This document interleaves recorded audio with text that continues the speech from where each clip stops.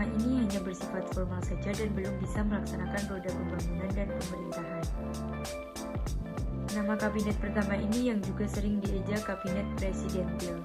Dinamakan demikian karena setelah merdeka, Indonesia menerapkan sistem presidensial di mana presiden berfungsi sebagai kepala negara sekaligus kepala pemerintah. Dengan demikian, pada 12 September 1945 dibentuklah pemerintah pertama di Indonesia dengan dibentuknya kabinet presidensial yang dipimpin oleh Presiden Soekarno dan Wakil Presiden Muhammad Hatta, yang didukung oleh jajaran para menteri yang membantu pelaksanaan pemerintahan saat itu. Pemerintah Republik Indonesia mengeluarkan maklumat Wakil Presiden tanggal 16 Oktober 1945. Pada sidang PPKI yang pertama, diputuskan pembentukan Komite Nasional Indonesia atau KNI yang bertugas membantu Presiden, kemudian dilengkapi lagi pada sidang tanggal 22 Agustus 1945 mengenai pembentukan Komite Nasional Indonesia Pusat atau KNIP dan Komite Nasional Indonesia Daerah atau KNID.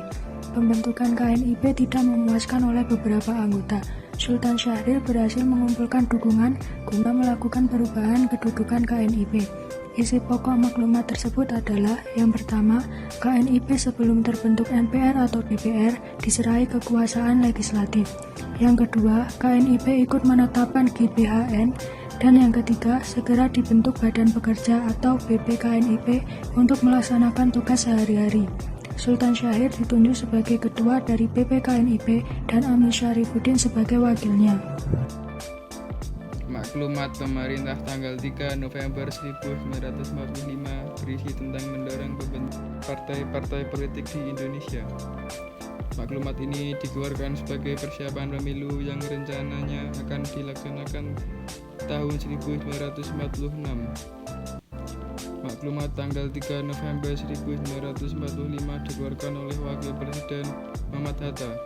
Maklumat 10 tanggal 3 November 1945 berisi anjuran 1.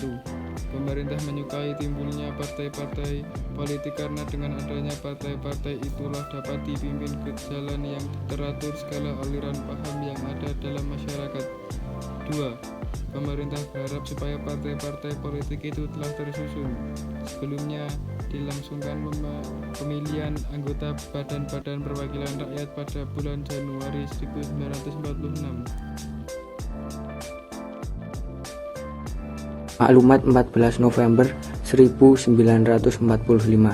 Isi dari maklumat ini adalah pemerintah Republik Indonesia setelah mengalami ujian-ujian yang hebat dengan selamat.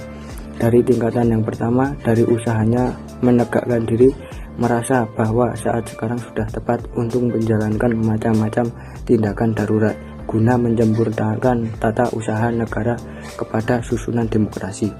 Yang terpenting dalam perubahan-perubahan susunan kabinet baru itu ialah bahwa tanggung jawab adalah di tangan menteri.